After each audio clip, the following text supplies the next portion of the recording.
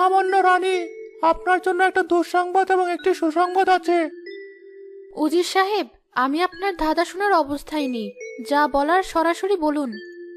জাফরাবাদের সুলতান জাবেদ এবং আদিলপুরের শাসক রাজা আদিল দুজনেই আপনার সাথে দেখা করতে আসছেন। তারা আমাদের রাজ্যের সীমান্তে এসে পৌঁছেছেন। দুজন একসাথে? এটা তো বেশ অদ্ভুত। তাদের আসার কারণ কি আপনাকে জানিয়েছে?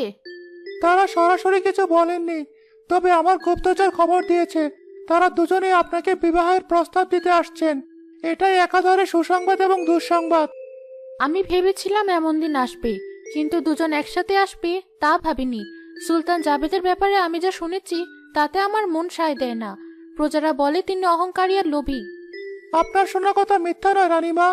তার শক্তি আছে, সম্পদ আছে, কিন্তু মানুষের প্রতি দয়া নেই। আর রাজা আদিল, তার ব্যাপারে কি জানেন? আদিলপুরের মানুষ তাকে নিজেকে অভিভাবক মানে। তিনি নাকি রাজ্যের কোষাগারের চেয়ে প্রজাদের মুখের হাসিকে বেশি মূল্য দেন। তিনি একজন জ্ঞানী ও দয়ালু শাসক হিসেবে পরিচিত।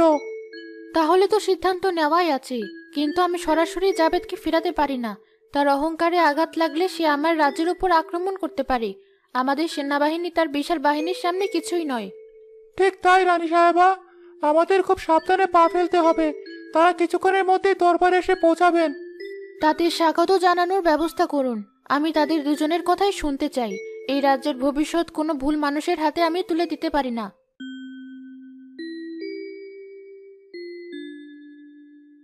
মহামান্য রানী, আপনার রূপের কথা শুনেছিলাম, আজ নিজের চোখে দেখলাম আমার রাজ্যের হীরাগুলো আপনার সামনে আম্লান হয়ে যাবে।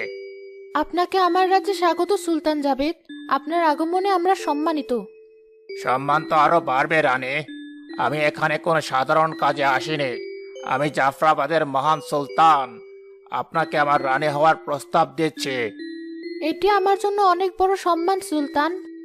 সম্মান তো বটেই। আমার রানী হওয়া মানে অর্ধেক পৃথিবীর মালিকিন হওয়া।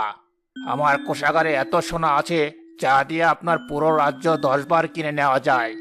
আমার সেনাবাহিনী এত বড় যে তারা পা ফেললে মাটি কাঁপে। আপনি শুধু সম্মতি দিন, বাকিটা আমি দেখে নেব। মহামান্য রানী, আপনার দরবারে প্রবেশ করার অনুমতি চাইছি। আসুন রাজা আদিল, আপনাকেও আমার রাজ্যে স্বাগত। ধন্যবাদ রানী। আমি সুলতান জাবেদের মতো বিশাল প্রতিশ্রুতি দিতে আসিনি। আমি আপনার জ্ঞান, আপনার প্রজ্ঞা এবং আপনার প্রজাদের প্রতি আপনার ভালোবাসার কথা শুনে এখানে এসেছি।